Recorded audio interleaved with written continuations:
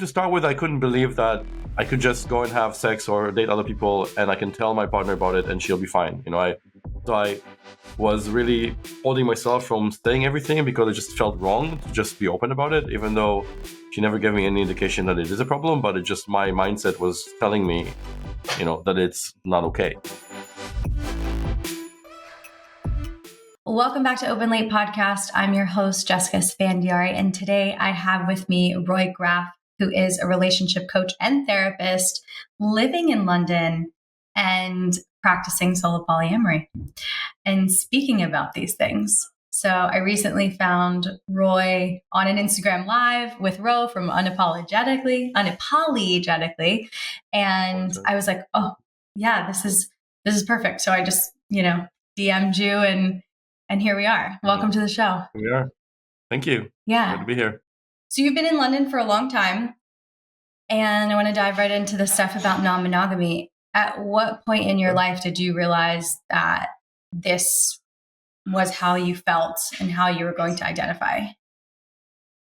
Well, I grew up in Israel, but I was born in London, and I've lived more than half my life in the UK.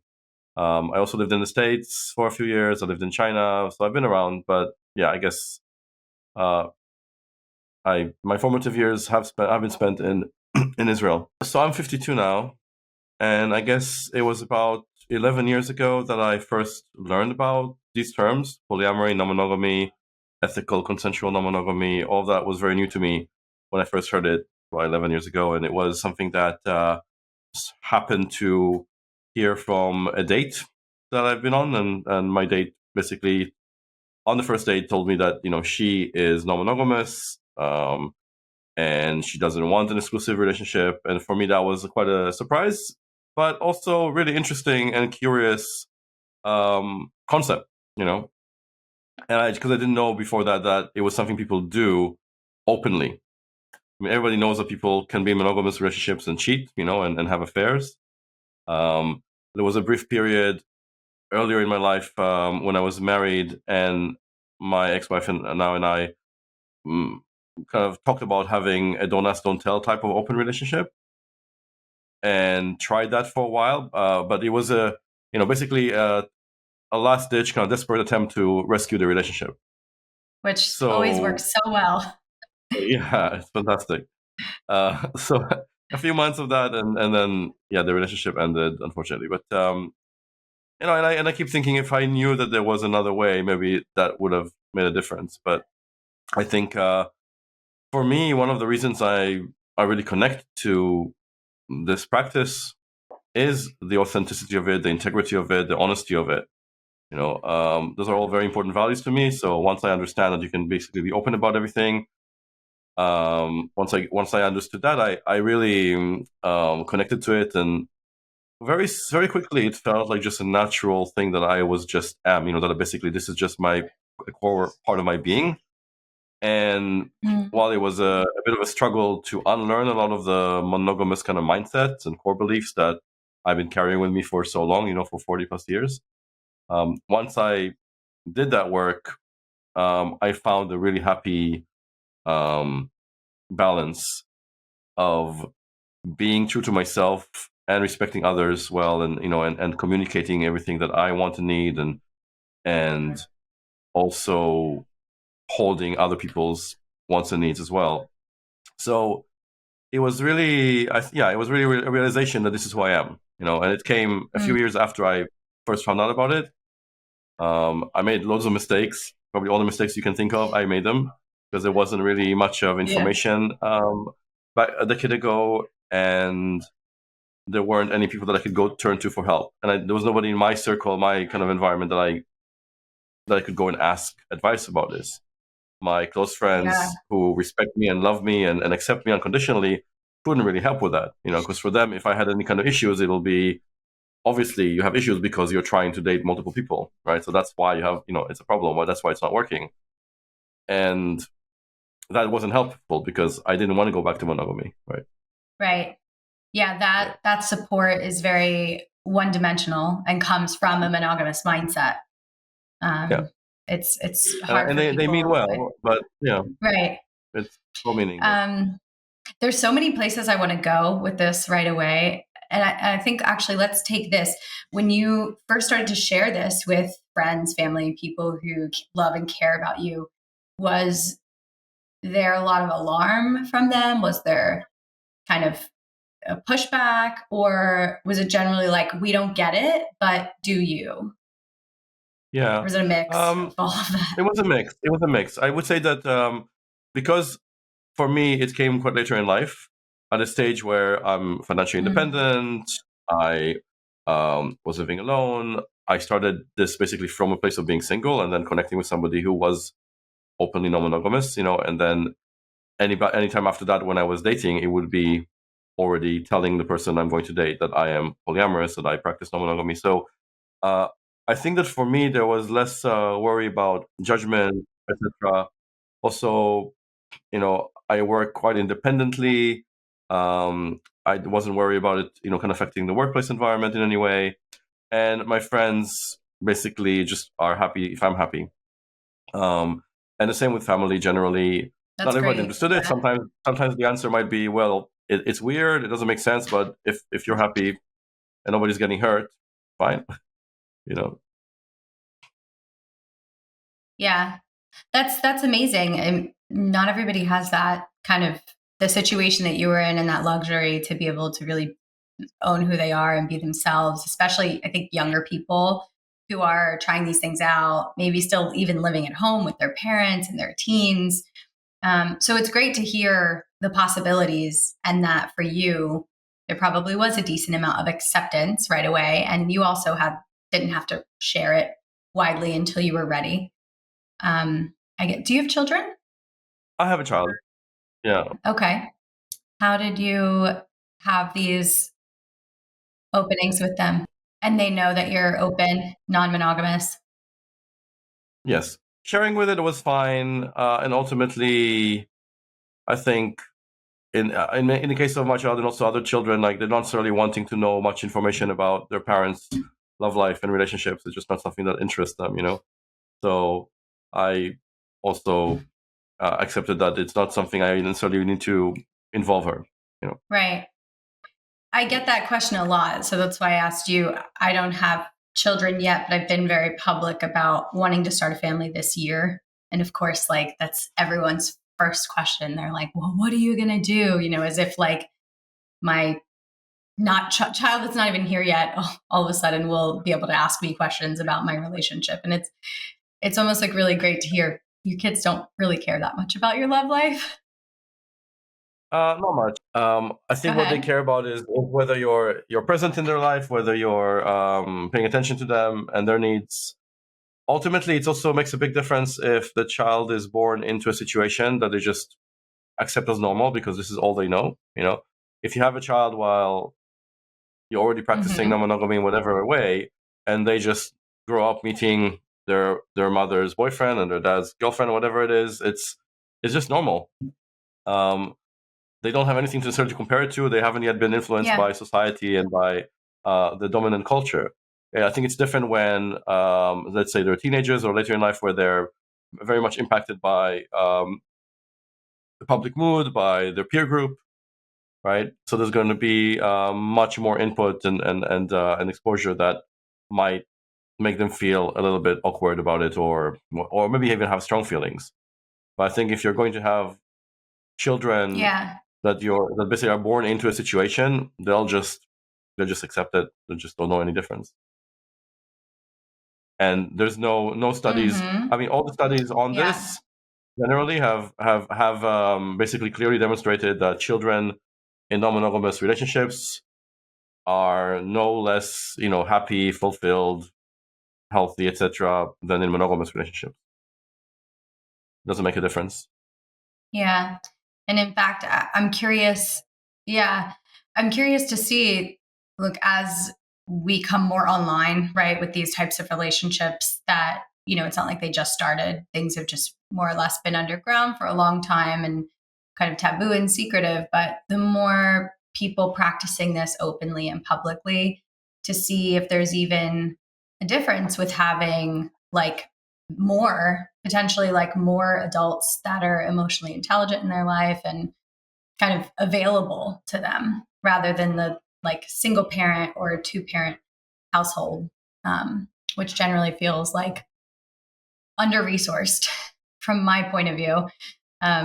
So yeah, I wanted to ask, did you continue to date the woman who first introduced you to non-monogamy? We did it for about a year. It was an open relationship. We did also see other people. I tended to have more casual connections with other people at the time. At some point, she had another partner as well, and yeah, but it didn't continue in the same format. So at some point, we stopped being a couple. We stayed friends, and eventually, I think she was like changing her focus of what she wanted to be more maybe again more focused on a single primary relationship, and I think that I was veering already towards more of a non hierarchical kind of polyamory or parallel polyamory rather than having like one primary partner. So I think our values were kind of separating, were diverging, Mm, but it didn't end badly. It just right. we weren't like looking at what we weren't still wanting the same thing, and but I also got a Mm, good friend out of it because her other partner and I became good friends, and we still are friends. So that was fun. that's amazing. Love a good metamor connection. Mm. So I'd love to know what it was like for you because, you said earlier it took maybe a few years for you to unpack all the monogamous culture and learning that you've been subscribed to for 40 years. What was that? And maybe if you can share with us one of the biggest ideas that, or one of the biggest truths, right, that you had in your life that then had to be dismantled in your journey to fully realizing, oh, this is who I am. Those early edgy years. What was that like? Wow, there's a lot to unpack here, I guess. So I think to start with, I couldn't believe that I could just go and have sex or date other people, and I can tell my partner about it, and she'll be fine.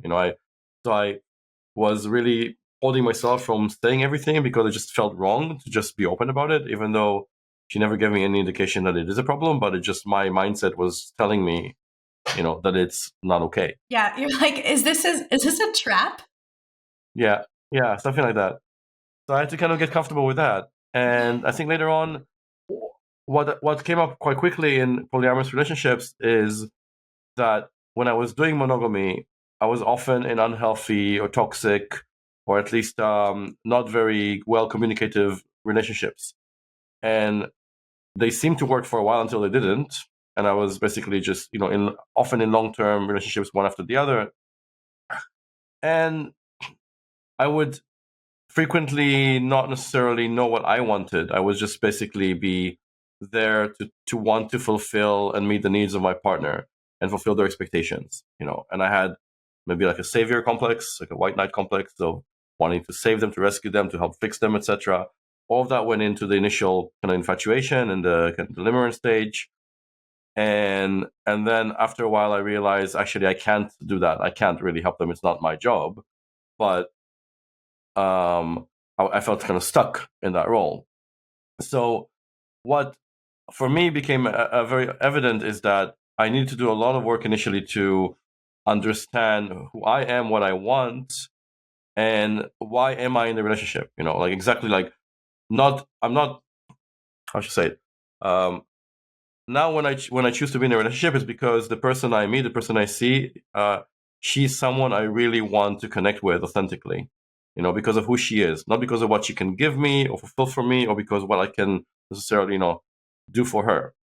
It's just because we are both Mm. people that want to connect, and it's I don't know if it makes sense the way I explain it, but it's for me quite a fundamental shift in It motivation. makes a lot of sense. Yeah, it sounds like a lot of moving from, you know, uh, a, a codependency mindset where it's like, how are we going to be together Hmm. in monogamy a lot of times? And that's like where you're already orienting your mind to, like, how can I be your savior, right? And like, what are your needs that I'm going to fill?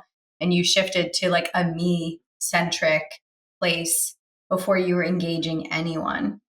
And I think for a lot of people, myself included, I actually really resonate with that because, based on my childhood, the way like I related to my parents and the adults around me, I was always just concerned with everyone else's feelings and how I can like manage and control them.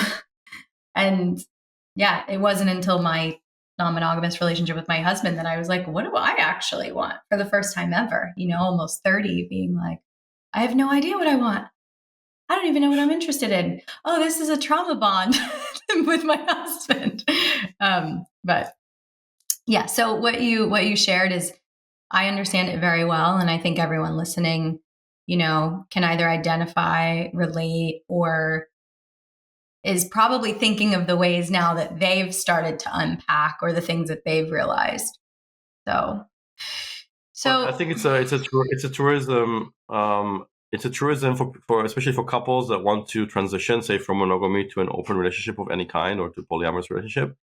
That without a serious, hard, vulnerable, honest look at all the areas in which you kind of are codependent and have built this codependency with each other, without really unpacking that, you can't jump over into a different alternative relationship dynamic.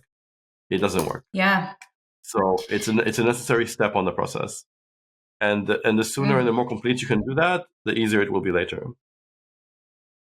Yeah, I love that. That's like a quote for this episode. Without unpacking the codependency, like you can't go anywhere. Everyone's first question, just like very quick high level, is like, how do you deal with jealousy? And it's like, oh, it's like it goes so much deeper than that. And that's what it is, really. It's like jealousy is really just trying to sort of manage and control each other's feelings and my feelings. Yeah. Yeah, definitely. I would say that I probably wasn't a very jealous person to begin with, so it's quite easy for me to accept that my partner will have sex with other people or will have feelings for other people. Even in monogamy, I don't know if that bothered me so much. More than what would bother me would be the hiding aspect or kind of concealing aspect. But I don't think, like, when I would see somebody flirting with my partner when I was monogamous, it was like flattered. It was a flattering thing that somebody is interested in a partner that actually is with me. So, but I do experience it to a degree, and I definitely have worked with a lot of people who feel jealous, sometimes to extreme levels. And yeah, it all kind of ties into to how much work you've done to understand the codependency you have with your partner and how much of your feeling of safety and security you hang on them. Right. The more you do that, the more fear you will have that somebody else will take that from you. Jealousy really is a reaction to to the insecurity, a reaction to the fear of being left alone, of being abandoned, of loss, etc., of not being good enough. It's a fear-based response. But when we are secure in ourselves, when we have the confidence and the trust that our partner is with us because they want to be with us, not because we're giving them something that somebody else might be able to give them. That's not why they're with us. Therefore, if they do get something else from another person, it's no longer a threat because we're not hanging our security on the fact that this is the reason they're with us. Yeah. And, it's such a different way of thinking than monogamy, in the way of like that would feel threatening. And not to say that everyone in a monogamous relationship hasn't done the work on themselves, because I know many people that consciously choose their monogamy and have done this sort of dismantling of the programming. But it's so interesting to see the questions and the fear that arises. It's almost like in our brains, we don't have those same, if you've been practicing like long enough, pathways anymore. So sometimes I get questions that,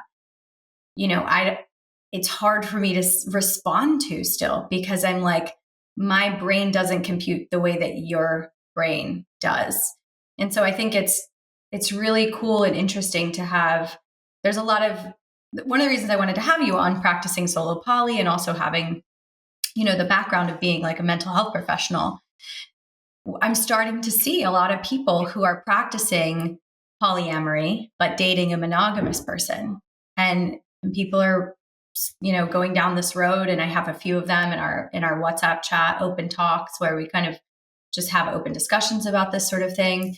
And so I wanted to ask your opinion. Do you feel like that dynamic can be a healthy dynamic, can have success in whatever measure of success people have for themselves in their relationships?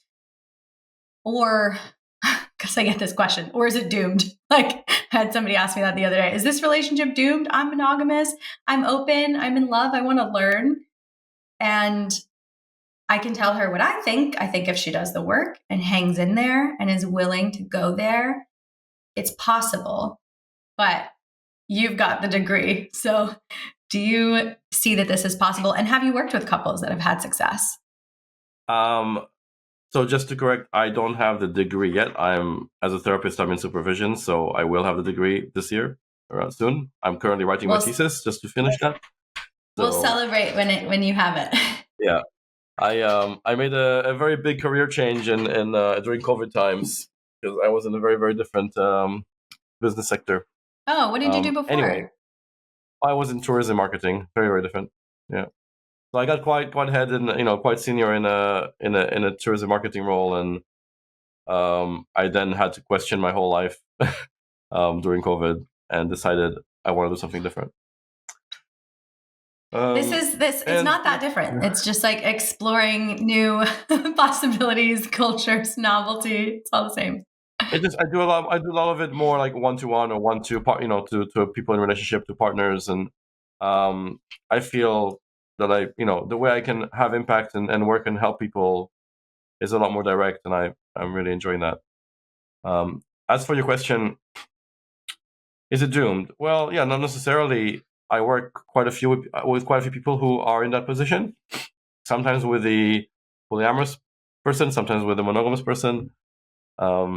So I would say that if both people are willing to do the self work, from their own side, of basically having a lot of compassion and really working hard to understand their partner, and if there is a basic acceptance that what was will not be again, basically the relationship you had as a monogamous couple that's over.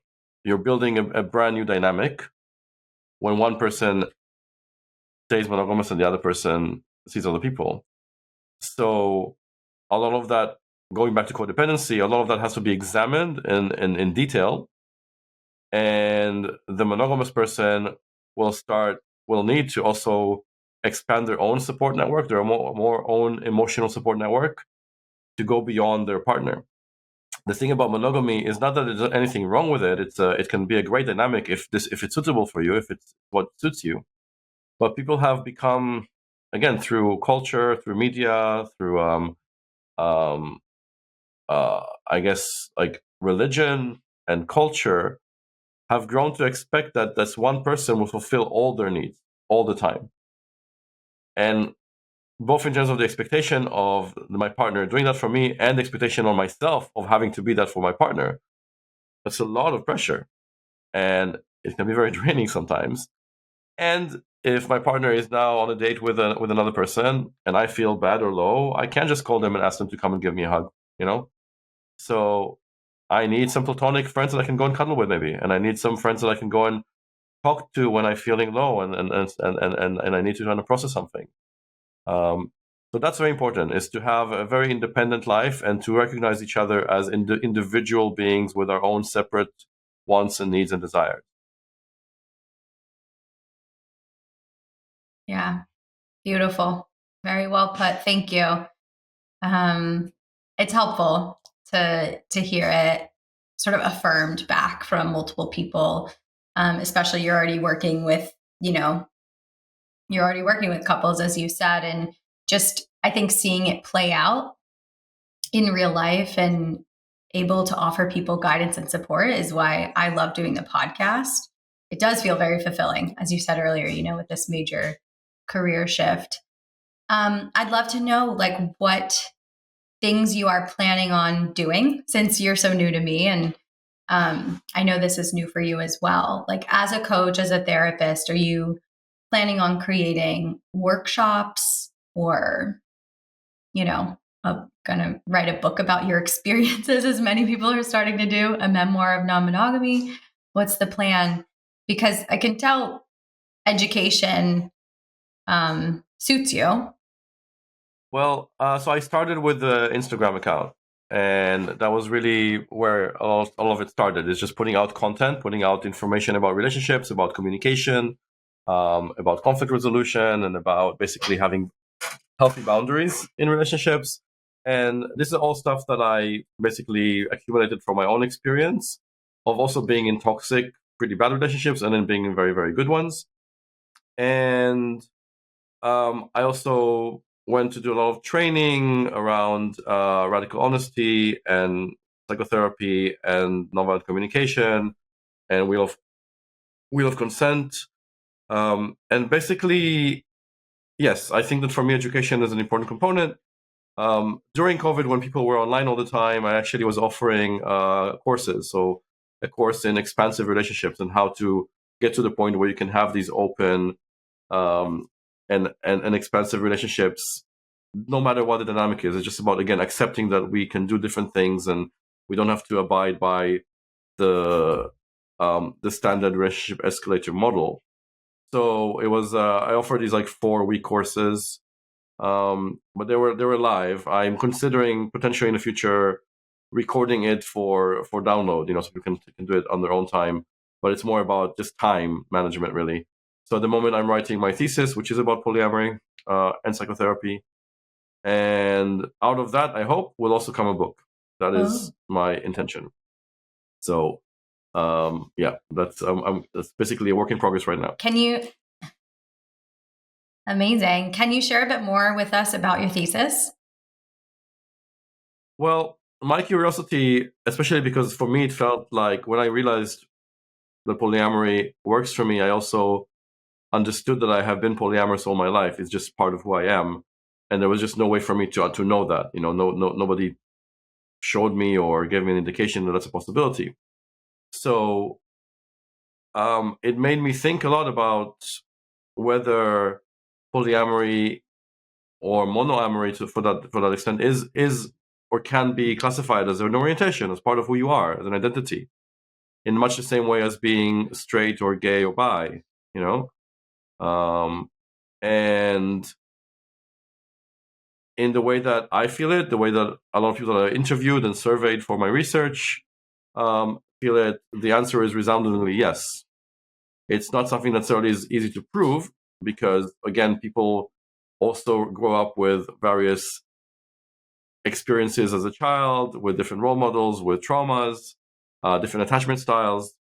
But I think that consistently, even if you account for all of those variables, the fact that people describe it as when they're polyamorous, they just feel the most authentic. They feel the most at home with themselves once they can actively practice it without having to hide it.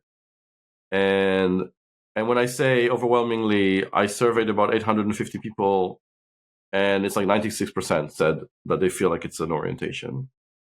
So for me, the book is not just, or the thesis is to look at that, but also to understand why still today, many therapists and mental health professionals are looking to pathologize somebody when they come in and say, I'm open or I want to be polyamorous. They're looking for reasons why it's a pathology, why it's a trauma response, or basically a way to avoid commitment, or an avoidance attachment kind of style. So there's so much of that kind of judgment and pathologizing happening still within the mainstream mental health community. And I think a lot of it is down to personal beliefs, lack of information. So basically just not being aware of available information now. And this idea that basically, well, monogamy is what we have and it works, so why mess with it, kind of thing.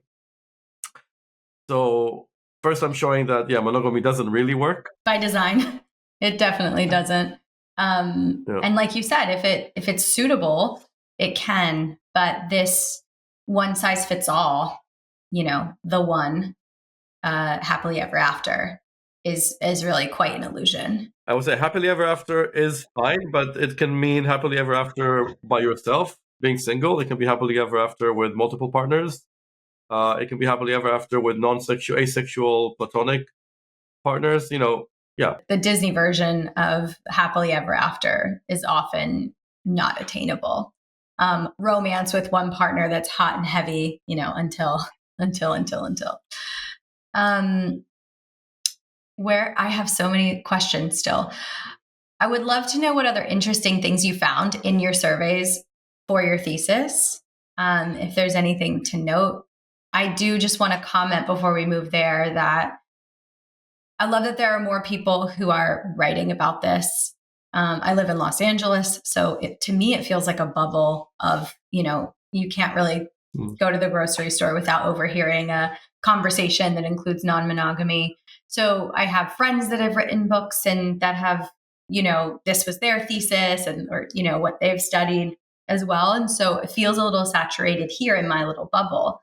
But I imagine that we need a ton more of this happening in order to break the mold of this mononormativity or this monogamy is the one true thing that works and everything else is a pathology or everything else is missing the mark or wrong, and you're not going to be fulfilled or happy or a whole person without this. And I think many of us know that that's not the case anymore. Even people that aren't, identifying as polyamorous, feeling polyamorous, being polyamorous, and they're still in their monogamous relationships or in some other dynamic, I think are starting to open to the fact that, okay, this is a spectrum and there's a lot of acceptance, but we do have a long way to go. Yeah. So what other cool things did you find? Well, just to go back to this point about the saturation, I mean, there are more books and articles and videos, and that's great because we need more representation. We need more diverse representation. The media generally, when it does pick up a story about polyamory, it inevitably tends to be white, tends to be very middle class, tends to be about often triads, and most of those triads tend to be like two women and one man, and so it's kind of boring and also not really representative of what's going on. The vast majority of people who practice polyamory do it in parallel. They're not like in a group dynamic. They basically, it's just a series of different dyadic, kind of couple relationships that coincide with each other in different ways. Now, in terms of my research, I'm really in the thick of it right now. Some of the stuff that came out that I was really curious about and wanted to ask questions about may not necessarily fit into my thesis, but maybe later in the book it will. One thing that I think that was really interesting is the correlation between people who identify as neurodivergent or neurodiverse and who also say they're polyamorous, right? It is like something like between basically over half up to 75%, depending on kind of the way they identify themselves, because a lot of people feel that they are neurodiverse even though they haven't had an official diagnosis. Right. So in any case, it's a huge number in terms of the correlation, the percentage, and I think that's worth further investigation for sure. I have some theories around it. Definitely in my circle and the people that I've dated and my friends, yes, so many of them are neurodiverse that it's become like a running joke, really. So yeah. And I think it makes a lot of sense for a few reasons.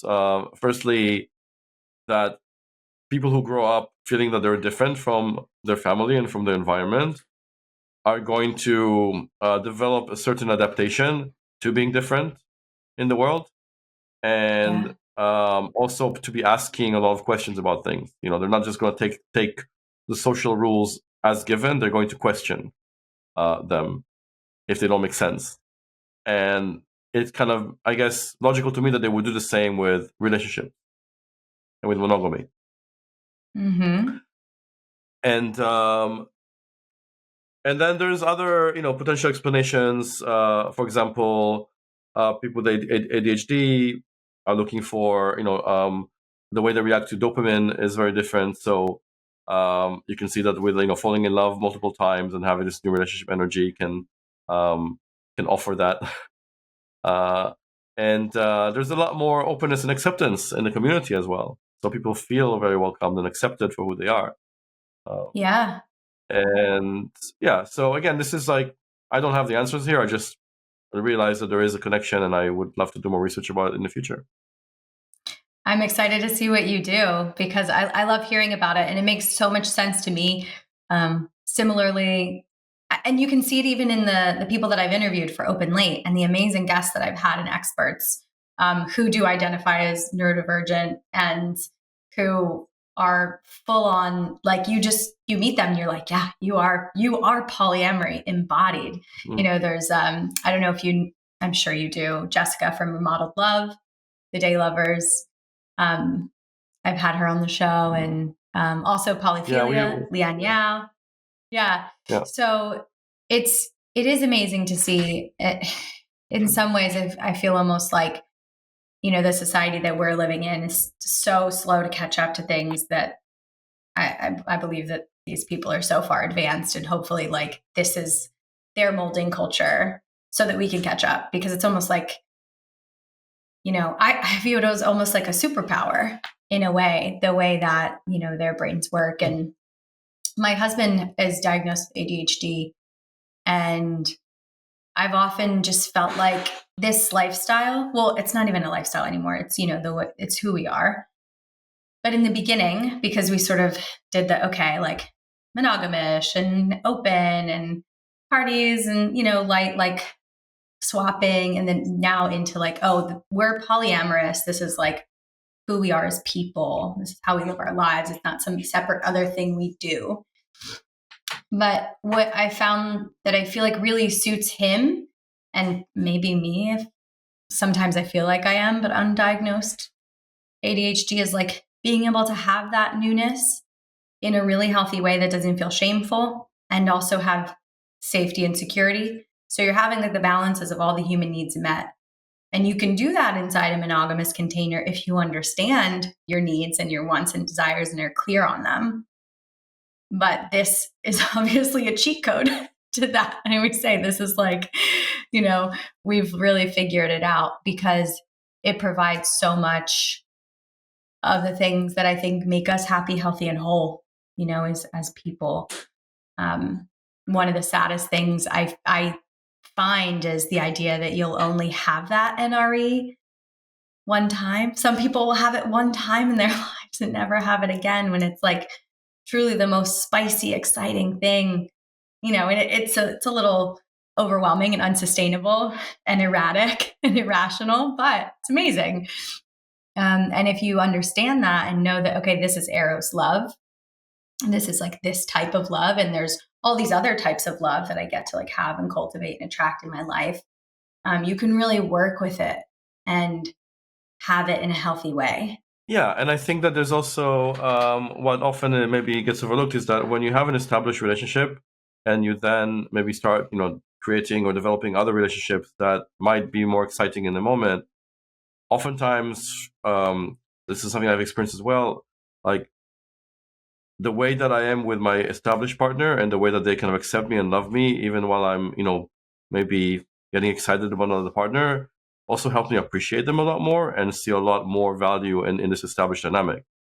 And I think people can also look back at it and think, well, if I didn't have this safety and security with my partner, would I even dare to go out and date strangers and fall in love all over again and be vulnerable? It just gives you this stability as well. So I think there's a lot of beautiful things about established relationship. And another thing is that jealousy, while if it's expressed in a toxic way, it's not great, but the feeling itself is quite natural. It's something that, in a way, probably is an adaptive, evolutionary emotion, and in caveman times had a purpose, right, of maintaining the kind of the family structure and ensuring the relationship lasts longer, etc.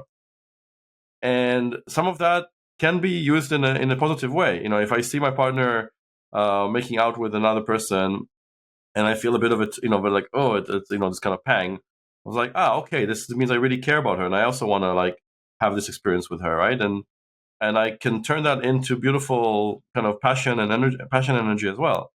So I don't have to Yes. think that jealousy is a bad thing necessarily. Yes.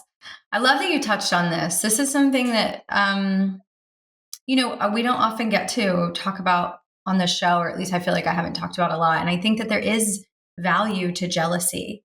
And, I go as far as a lot of times when people say, how do I overcome it? Like, how do I get rid of it? And I'm like, well, that's not the goal.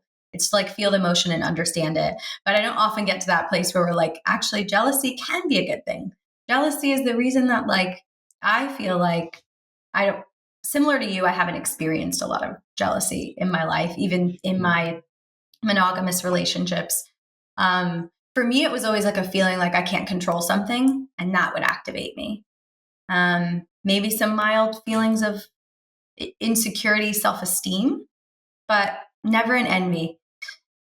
But the way that I do get activated when I see like, displays of affection, similar to what you're saying, like it makes me want to, reminds me to date my husband and to put the Yeah. effort in for him because he also deserves that. And part of the reason that like I take care of myself, and I like care about the health of my body and like the way that it looks. And not that I'm obsessed with it, but I think that these are really healthy things to carry into your later years because at the end of the day, we're choosing to be with each other every day.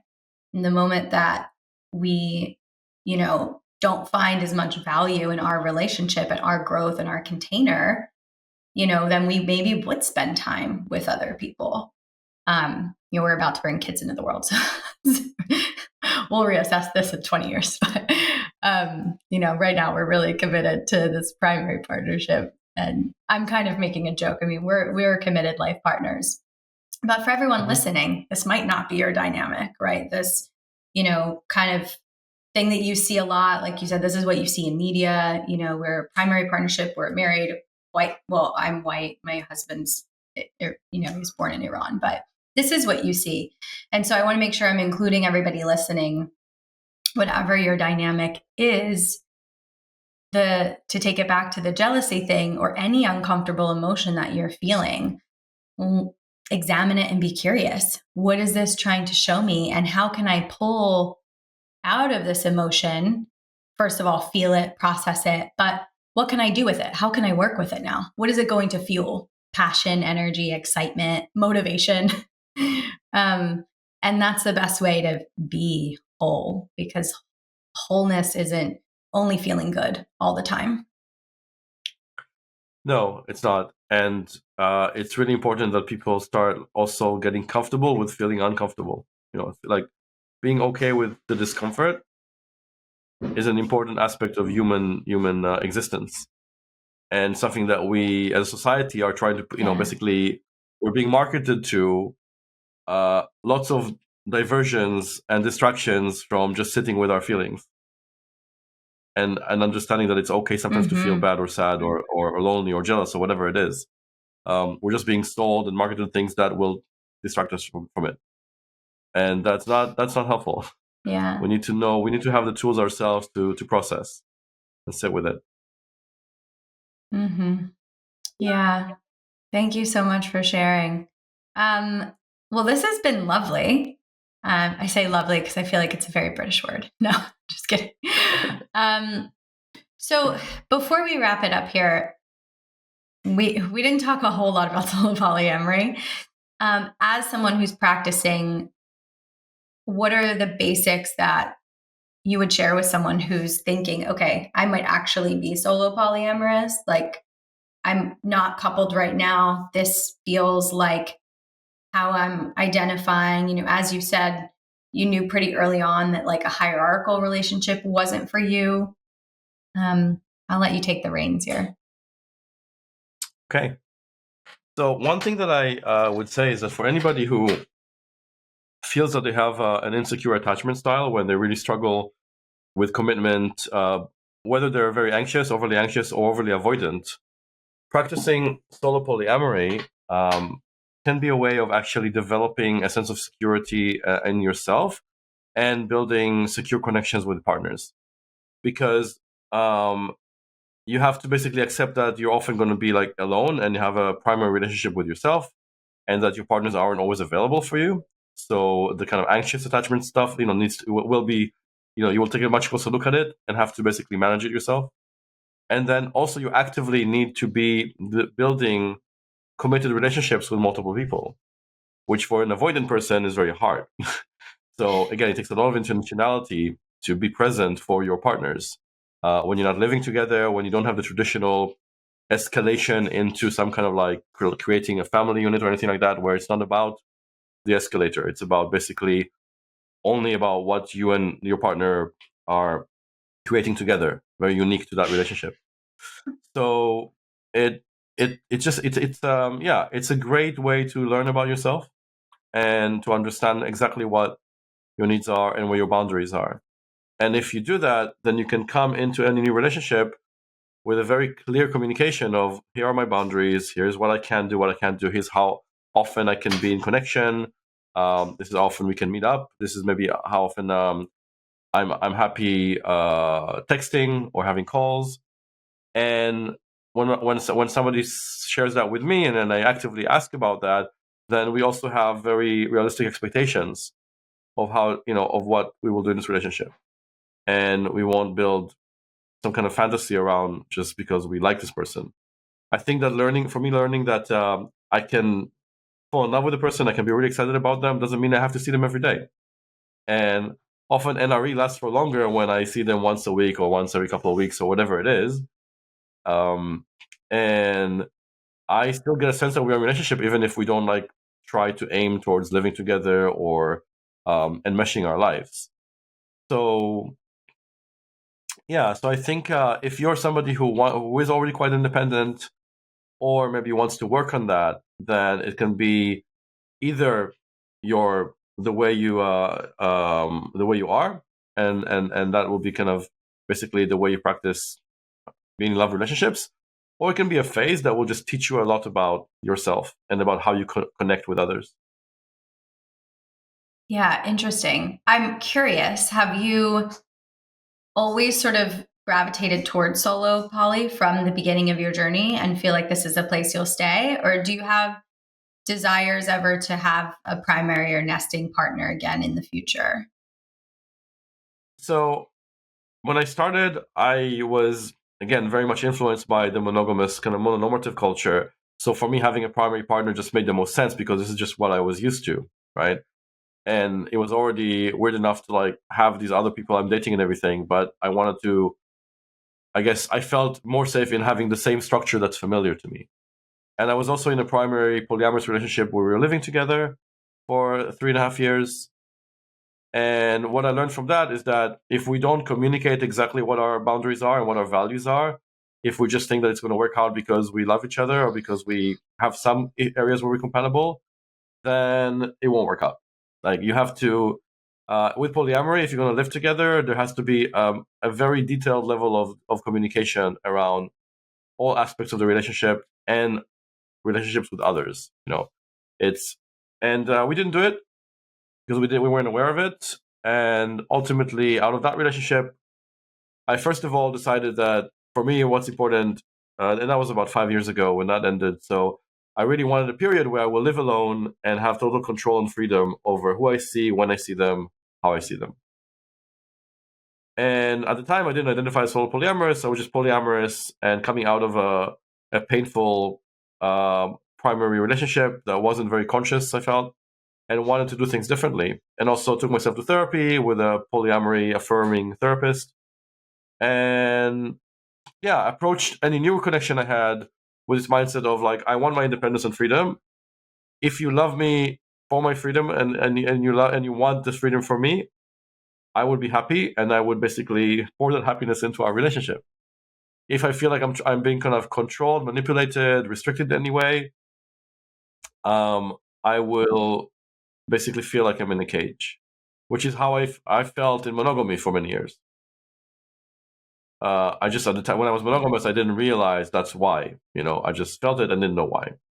So now I know. Now I have this awareness, and whether I have a desire, I don't have a desire for being in a primary relationship. I do feel like it could be beautiful with the right people to live together, maybe with one or more partners and their partners, in a large barn or kind of a big house outside of London somewhere. Oh, you're So there are speaking these my fantasies, language, Roy. You're speaking my but again, language. the important thing is that everybody have their own room, their own space, and their own independence and autonomy and agency. Like that would be really important. Yeah, amazing. I think this is such a perfect place to put a period on this for now. I would love to have you back. I think we have a lot more that we can chat about and share. And I have a lot more questions still. So we'll do that. We'll put that on the books. In the meantime, how can people find you and work with you? So I'm on Instagram at openrelating, and my website where people can also book appointments with me is openrelating.love. And Amazing. yeah, and if people want to know more about solo polyamory, I do have an upcoming talk with Ro from Unapologetically at the end of this month, which will also be recorded and put online as well, so people can order that or come later and watch it. Yes, we will definitely link that in the show notes for people to sign up or go and view. And Mhm. I really look forward to having you back. Thank you so much, Roy. Lovely chatting with you.